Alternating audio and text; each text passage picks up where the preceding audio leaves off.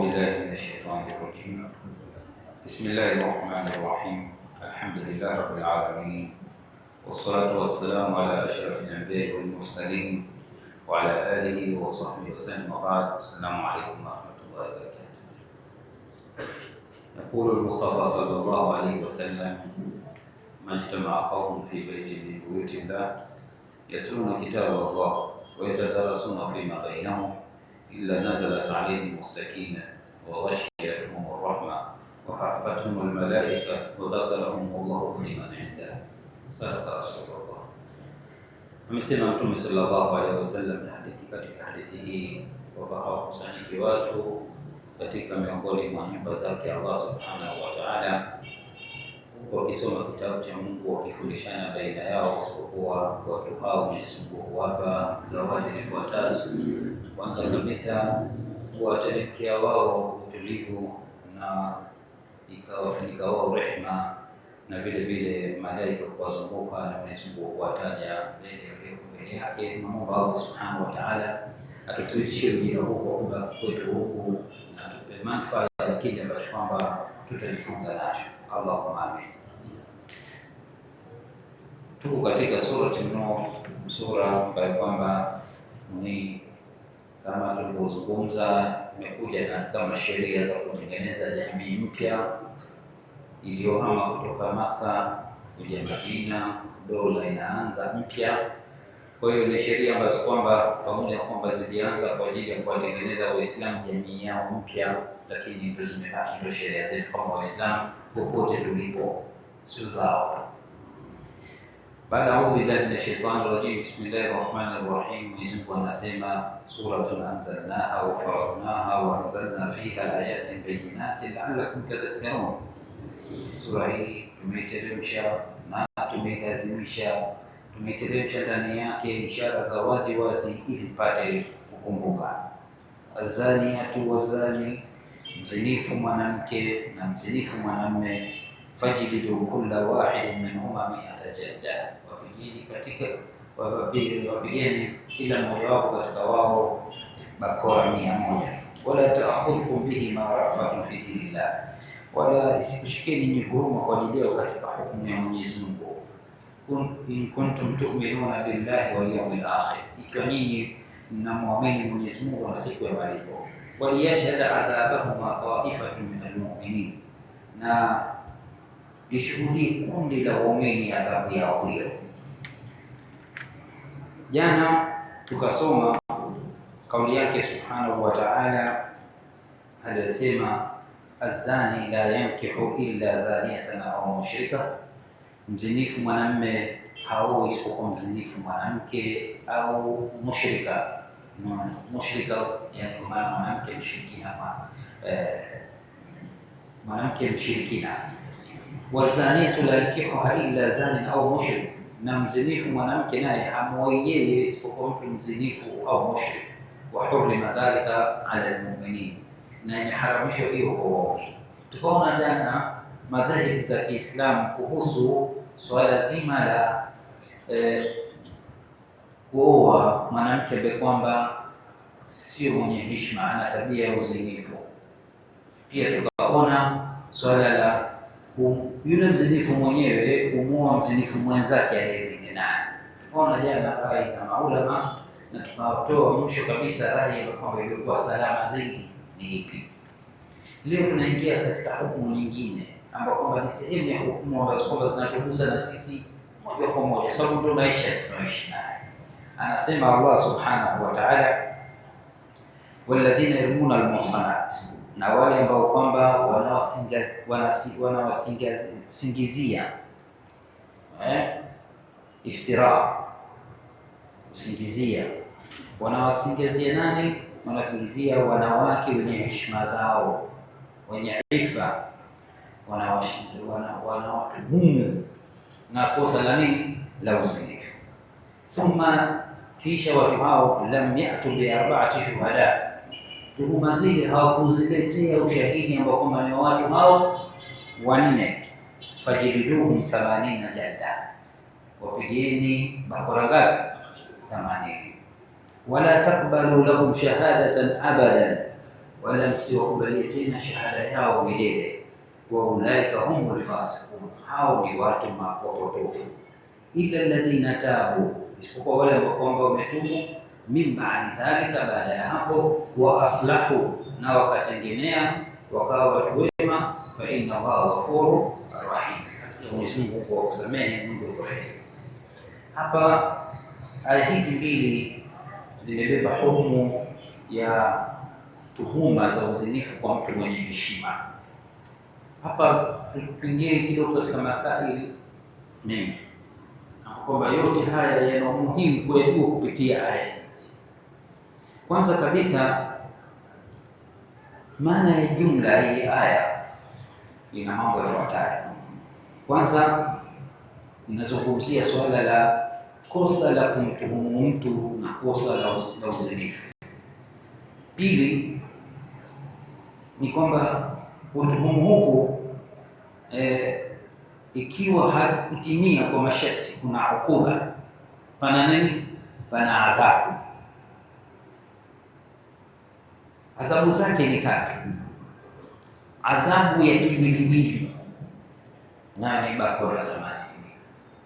Halafu kuna adhabu ya kijamii, nayo ni kutokubaliwa ushahidi wako tena. Wewe hata kusema wallahi mara 50 ukubaliwi tena shahada yako. Lakini kuna ukuba dinia akhlaqia, kuna yani adhabu ya kidini na kitabia, kuonekana wewe ni mtu aina gani, wasifu wako kwamba wewe ni fasik, sio muumini. Wewe ni nani? Ni fasik. Hizi zote ni adhabu. Wewe mtu akwambie tu wewe huna mpango, wewe si shenzi tu, afwan, sina nzuri kutumia, lakini niko akikwambia hiyo ni kama alikupiga nini, alikupiga ngumi, alikupiga gongo, alikupiga jiwe, ni adhabu. Kwa hiyo hizi tatu, lakini Mwenyezi Mungu Subhanahu wa Ta'ala akaja akasema illa man taba, ila alladhina tabu, isipokuwa wale ambao kwamba wametubu. Sasa tukija kauli yake Mwenyezi Mungu Subhanahu wa Ta'ala, tuje kidogo hivi sababu maana ya tafsiri ni na kwa kuingia deep na hii tutaifahamu vizuri Qur'an. Msione tabu tukabaki hata kwenye aya moja kwa siku, lakini uijue deep ndani yake. Masuala haya ni masuala ya fiqh mengi ndani utayaona. Ifahamu lugha iliyomo ndio utakuja kujua hukumu zilizopo. Tuanze na kauli yake Mwenyezi Mungu aliposema yarmun alladhina yarmuna rama, yarmi tupa jiwe, ramaitu hijara, nimetupa jiwe. Kwa nini imetumiwa neno kutupa kwenye kumtuhumu mtu? Sisi bahati nzuri lugha yetu ya Kiswahili kidogo yafanana fasaha yake na balagha yake na Kiarabu. Atupa gongo, hilo dongo kalitupia dongo la uhakika. Maana yake nini? Kakupa neno zito kubwa. Bahati nzuri sio kazi sana kutafsiri kwa lugha yetu ya Kiswahili, kwa sababu inakaribiana na matumizi yetu ya kilugha na Kiarabu. Kwa hiyo ni kule kutuhumu, kabwaga jambo hapa, kabwaga neno, kabwaga pia tutumia sisi wenyewe Kiswahili, sio kabwaga wengine tumeloka za kiutani tani. Kwa hiyo rami, kutupa. Kwa hiyo alqadhfu bimaana alittiham, kisheria ni ittihamu almuslim au almuslima, ni kumtuhumu. Hapa alqadhfu au yarmun imekusudiwa alqadhfu, na qadhfu ni ittihamu almuslimi au almuslima, ni kumtuhumu Muislamu mwanamume au mwanamke bizina, wa uzinifu, au ma fi maanahu, au iliyokuwa katika maana yake, sarahatan au kinayatan wadhiha, iwe ni moja kwa moja au kwa lugha inayomaanisha uzinifu moja kwa moja. Kwa lugha ya Kiswahili, huyu amezini, huyu amefanya uasherati. Zina haipo, lakini uasherati tukitajwa sote tunasema ni unakwenda kwenye usinifu zaidi. Kama kuna maneno mengine amefanya mkono sio kwa sheria, kutumika neno mfanyaje, lakini zina moja kwa moja. Sasa Mwenyezi Mungu Subhanahu wa Ta'ala aliposema walladhina yarmuna almuhsanat, almuhsanati kinana, watuhumu almuhsanat. Hapa aliposema almuhsanat wamekusudiwa wanawake wenye heshima zao, lakini kwa nini imetumika isitumike walladhina yarmuna almu'minat, imetajwa almuhsanat? Sisi tumefahamiana hapa, wamekusudiwa waumini wa kike. Kwa nini imetumika neno ihsan? Nini maana ihsan? Ihsan kuna maana nyingi kilugha. Kuna al-iffa, heshima. Kuna az-zawaj, ni ihsan vile vile.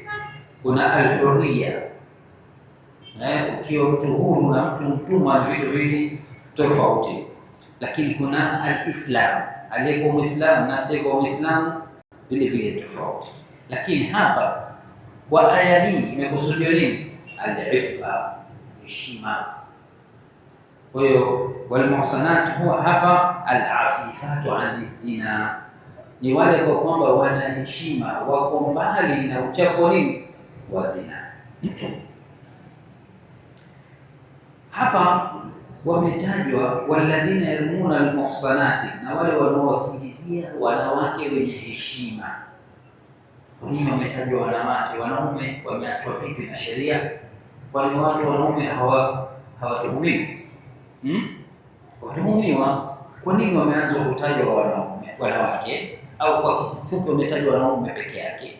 Wanawake wametajwa wanawake, wanaume hawakutajwa. Na je, hukumu inawakusanya, inawaingiza au hawamo? Imetajwa lianna al-qadhf khalifan yaqau fi haqqihim, mara nyingi tuhuma ya uzinifu inawagusa wao zaidi, tofauti na mwanamume wakati fulani kwa ujahilia isikaonekana kwake ni sifa, ni udume, tofauti na nini, na mwanamke. Lakini likulli hukm, lakini kwa hukumu hii yote الحكم يشمل الرجال ايضا بالاجماع. Hii hukumu inakusanya mpaka wanaume kwa ijmaa ya maulama wote.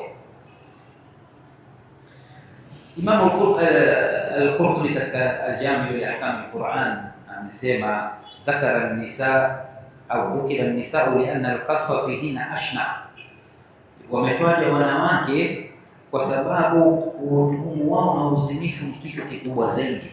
Wa illa falhukmu fi rijali wan nisa sawa, lakini kwamba hukumu mbele ya Mwenyezi Mungu katika sheria ya dini kwa wanaume na kwa wanawake kwa tuhumu kwa uzinifu ni sawa sawa. Sio kwamba ukimtuhumu mwanamume na uzinifu hutokamatwa, sheria itakukamata. Na ili jambo litokee kwamba sasa pana hukumu ya utuhumu ikamate, lazima kuna masharti. Mfano, yule mtuhumu mwenyewe ili akamatwe kuna masharti yake. Niye hali mtoto mdogo akimtuhumu mtu mzima na uchafu tamkamata? Je, mtu mwenda wazimu akimtuhumu mtu mzima mwenye heshima zake akamtuhumu na nini, na uzinifu, atakamatwa? Kwa hiyo sharti mawili haya kwa yule alqadhif mwenye kutuhumu ni lazima timia al-aqlu wal-bulugh, akili na balagha, ndio sheria inafanya inamkamata. Ama kile kinachoshtakiwa kuwa ndio kosa la tuhuma lazima iwe ndio ule uzinifu. Ni nini uzinifu? Sio kaja pale bwana, wajua mwanamke kutoka nje alikuwa amejichana mkato sasa na uzinifu, kwa hiyo akija mzinifu kumbe aleta maana tofauti. Kwa hiyo lazima liwe yule uzinifu mwenyewe, lile tendo lenyewe. Lakini masharti matano ya yule ambaye kwamba ni mtetewa, ambaye kwamba ametuhumiwa, haya ndio muhimu sana. Kuna haswa ile mwisho ni muhimu zaidi. La kwanza, akili. Mtoto mdogo huwezi kwao akituhumiwa amefanya tendo chafu, yeye aende kwa kadhi akashtaki. Hapana, lazima afike baligh, tena awe aqil, awe ana akili. Walislamu, ili sheria hii ikamate, lazima awe Muislamu, vinginevyo kuna hukumu nyingine.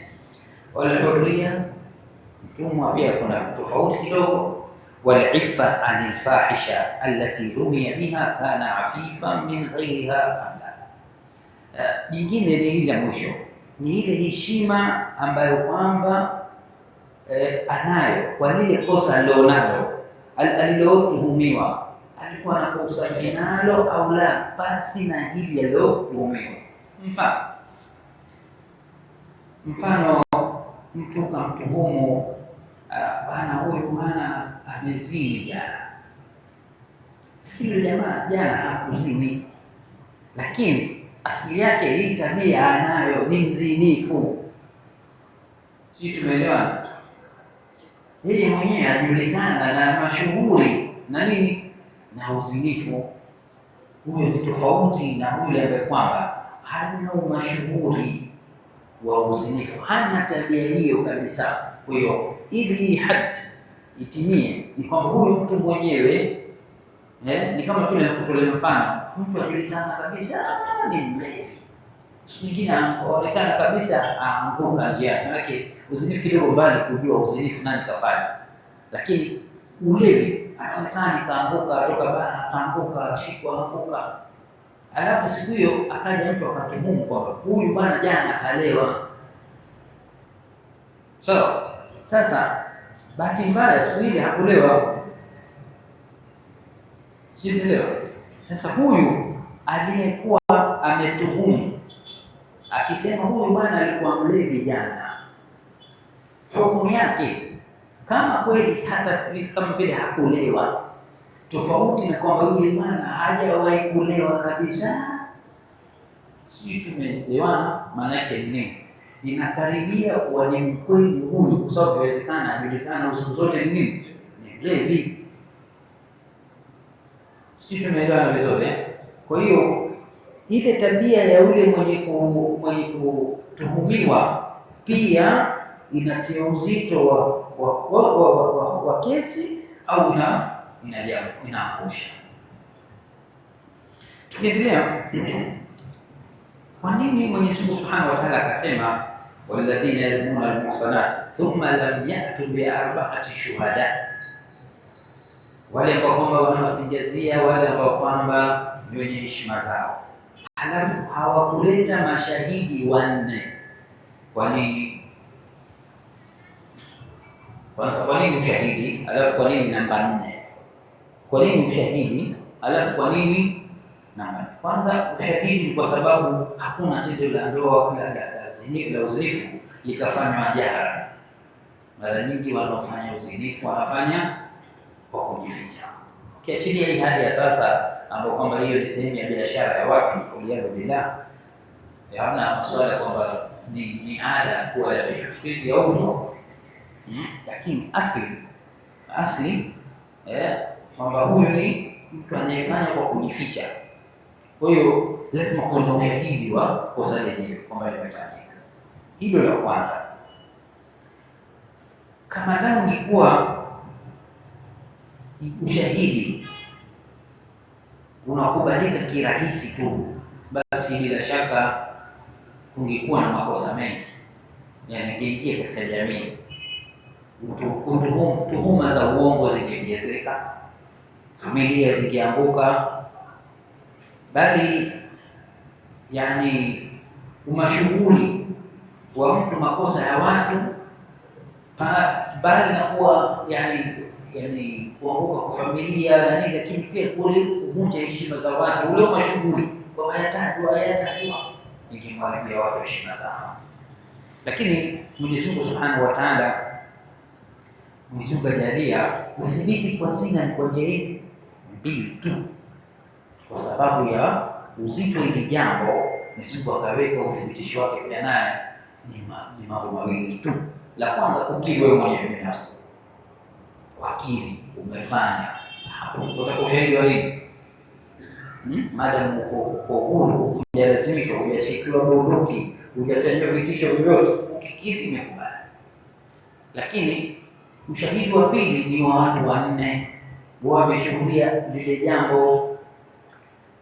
Yote hii ni kuonyesha kwamba sheria inataka kustiri watu, sio kuwafedhehesha. Sheria malengo ni kuwastiri watu, sio kuwafedhehesha. Ndio maana haukubaliki rahisi, pamoja na kwamba huenda vielelezo vingine vyaonyesha kabisa huenda ikawa umelifanya ile jambo. Umeenda nayo kwanza, umeingia na mke wa mtu, umeonekana umeingia mpaka chumba kimoja, umekaa muda mrefu, umetoka na gesti tena, umechukua kwa kujificha. Hivi ni wanasema ni ushahidi wa kimazingira, si ndio? Lakini kwenye sheria haitoshi, kwenye uzinifu haitoshi. Kwa hiyo usije kwa mtu unaona mtu atoka na mwanamke gesti ukaanza kuzungumza. Ushahidi lazima nini? Ushahidi utimie watu wanne. Na kwa nini mmoja hukutosha? Kwa nini mmoja hukutosha?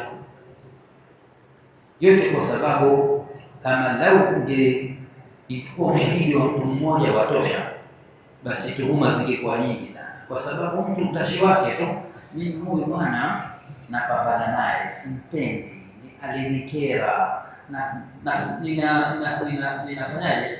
Mfano, nina ushindani naye kwenye biashara, nina ushindani naye katika jambo, nikinda peke yangu nikisema ushahidi wangu watosha, sinatoka tu fulani bana hivi bana ashikwa kamatwa tu ndani. Wasema kwa sema kwamba anasema kweli, uliko ushahidi si peke yangu watosha, na sheria kweli inakubali. Ikikuwa tuhuma ni nyingi, kwa hiyo ingekuwa hata zile hisi, yani kutoelewana kibinafsi zingeingizwa katika sheria.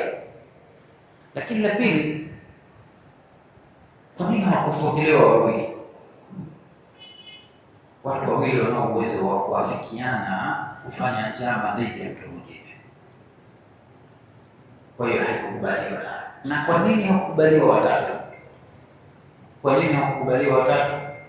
Hawakubaliwa watatu kwa sababu yabqa ihtimalul khata, ipo chance ya kukosea katika wao watatu, pamoja na wingi wao, idadi ishaanza kuwa kubwa, lakini ipo nafasi ya kukosea.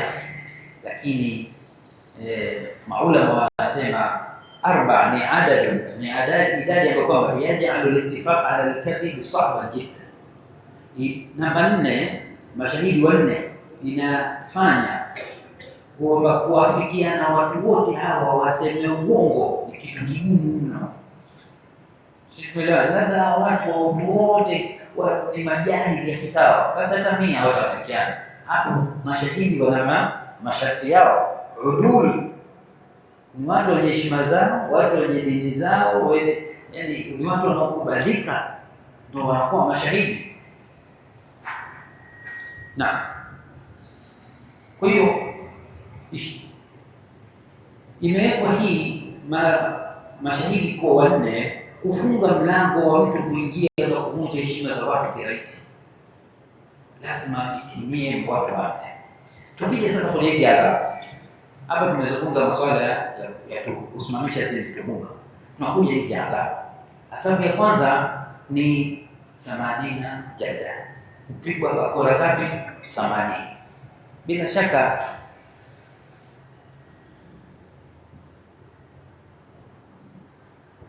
maulama wote wameafikiana kwamba adhabu ya mtu anayemtuhumu mtu mwenye heshima zake na tuhuma ya uzinifu akawa hana ushahidi, atapigwa bakora ngapi? 80.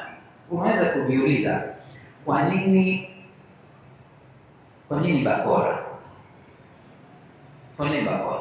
Kwanza ni sariatu tanfidh, utekelezaji wake ni mwepesi, haraka. Bakora 80 wachapa haondoka, habari imeisha.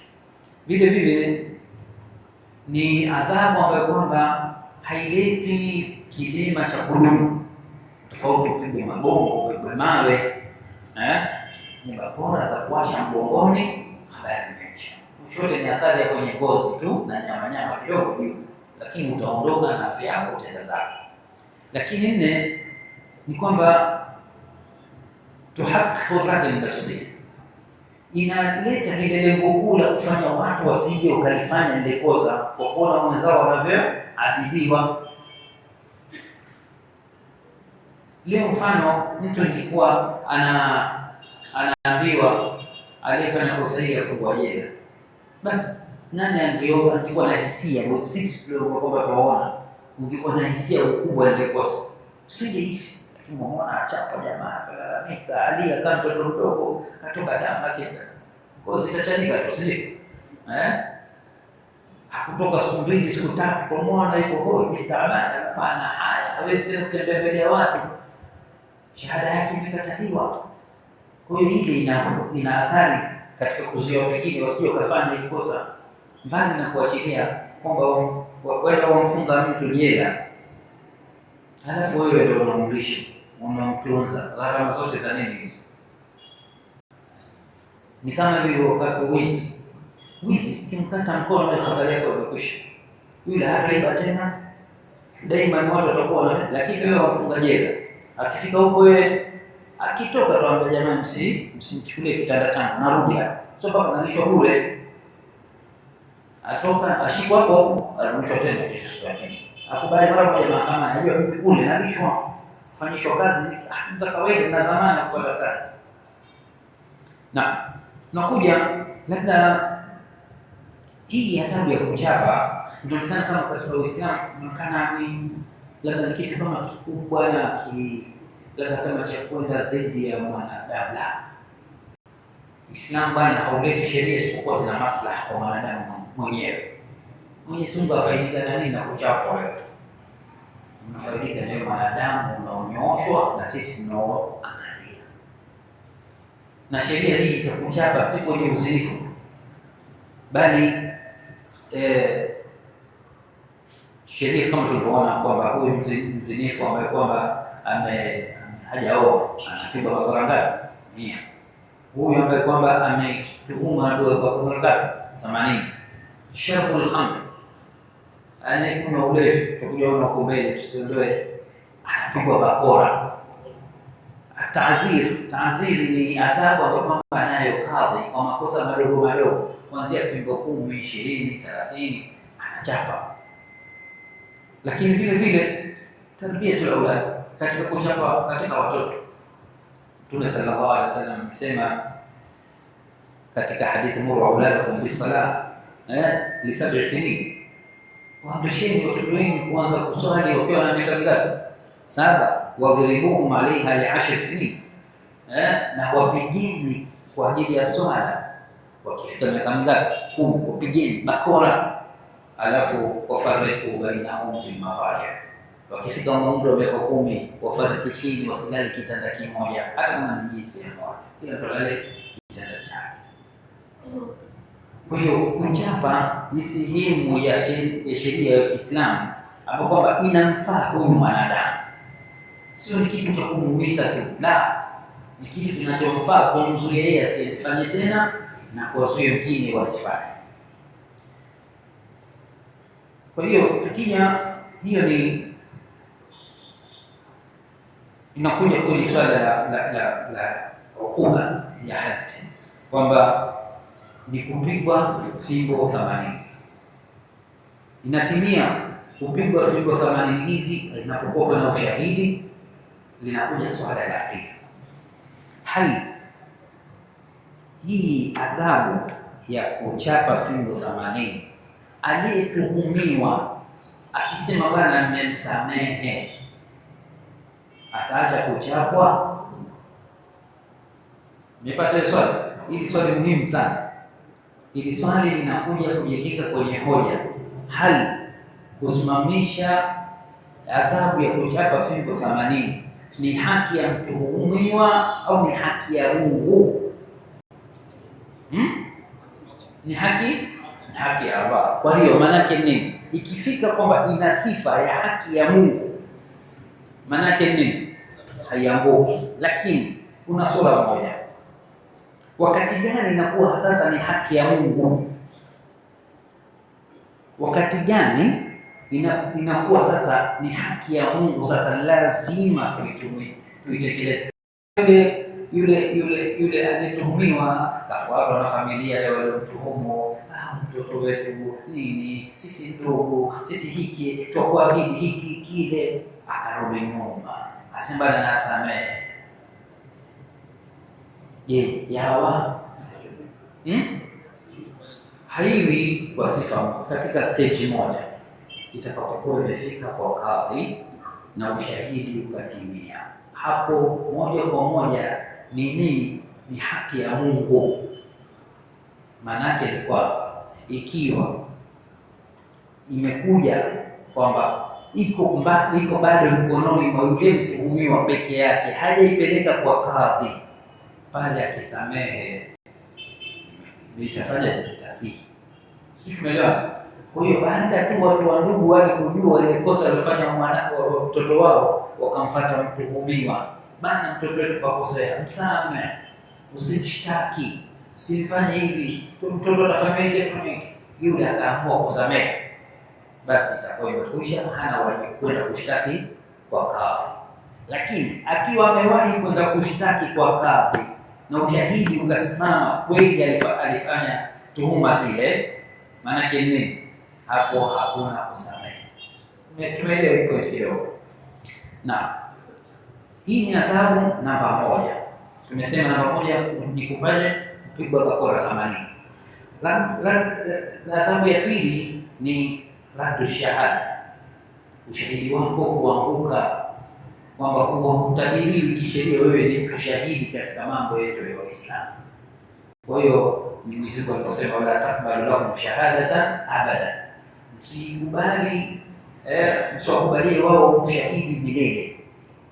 Kwa hiyo alqadhifu yasqutu itibaruhu aladli,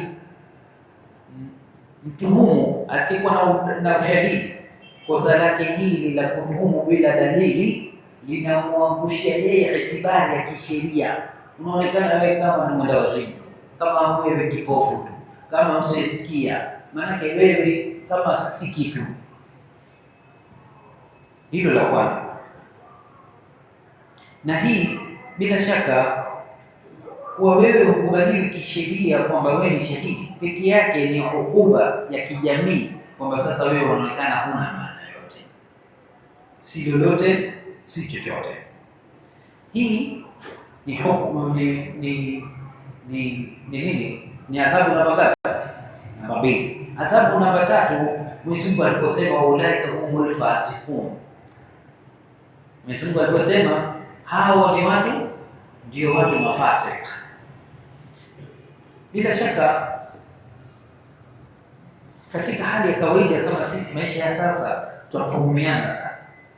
Yule bwana kala pesa, yule si kitu zamzaa bwana, hivi. Tuhuma dhidi ya heshima ya mtu ni kubwa katika Uislamu, lakini inapokuwa ni tuhuma dhidi ya heshima ya uzinifu ni kubwa zaidi. Bali tunasema ni katika al-kabair, ni katika makosa makubwa. Sasa ili kujua stage ama status, hadi ya daraja ya kosa la kumtuhumu mtu uzinifu, haya maneno ya manini tunazungumza hivi kwa sababu mara nyingi watu waropoka, jamaa yule kicheche mko barazani, kicheche wewe umetimiza.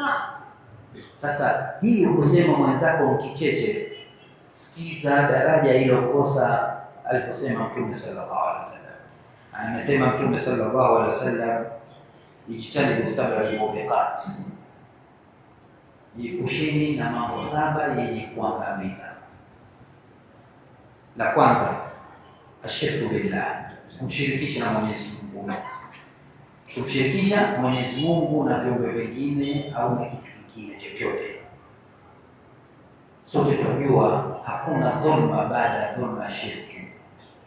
Hakuna dhulma kubwa na dhambi kubwa kama nini? Shirki. Hilo la kwanza. Pili, akasema Mtume sallallahu alaihi wasallam, as-sihru, uchawi. Uchawi ni kucheza na mashaitani katika kufanya madhara. Adogo hilo. Uchawi dogo, kubwa. Tatu, qatlu nafsi allati harrama Allahu illa bilhaq, ni ile kuua nafsi ambayo Mwenyezi Mungu ameharamisha isiuawe ila iwe kwa haki tu. Iuawe kwa haki, kwa ima kisasi au kwa kufanya kosa linalohitajika kuuawa, lakini ukaua tu bila haki yoyote katika yanayoangamiza. La nne ni akulu riba, ambapo kwamba Mwenyezi Mungu Subhanahu wa Ta'ala amesema ikiwa hamtoacha muamala ya riba, basi tangazeni nini? Vita na Mwenyezi Mungu. Hili ni kosa ambalo kwamba ukubwa wake Mwenyezi Mungu ameuonyesha kwa kutangaza kwamba unapofanya muamala wa riba, huyo umetangaza nini? Vita na yeye, kubwa. La tano ni akul mali yatim, kula mali ya yatima bila haki. La sita ni atawali yawma zahf. Atawali yawma zahf ni ile mmetoka nyinyi kama Waislamu wote wanajeshi, mmefika uwanja wa vitani, maadui mmekutana naye, wageuka mzee, wageuka wenzako, waondoka vitani, uwanja wa vitani na adui tu mbele yenu. Ima vita vishaanza au vianza, lakini kwamba sasa ni vitani, tuko vitani, afu ukageuka, ni katika kabaya, katika makosa ambayo kwamba tunaye yanamwangamiza mtu. La mwisho sasa, na ambayo kwamba ndio letu ni aliposema Mtume sallallahu alaihi wasallam, qaful muhsanat alghafilati almu'minat, ni kuwatuhumu wenye kujiheshimu waliokuwa wasafi, tena alghafilati. Nini maana alghafilati? Ghafla ni mtu kusahau, sio? Ghafilta, nimesahau.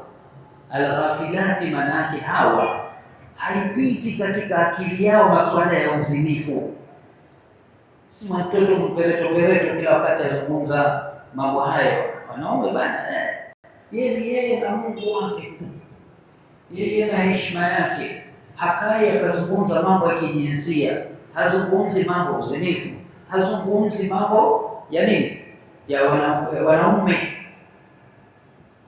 Ghafilat manake kama kayasahau mambo ya kijinsia.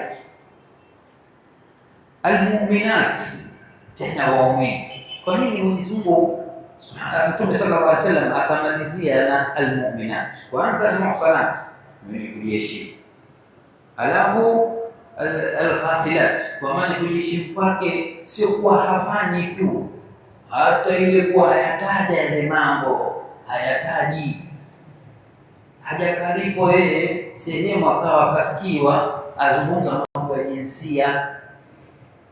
Lakini la tatu, sifa ya tatu, almu'minat, ni waumini. Kwa nini?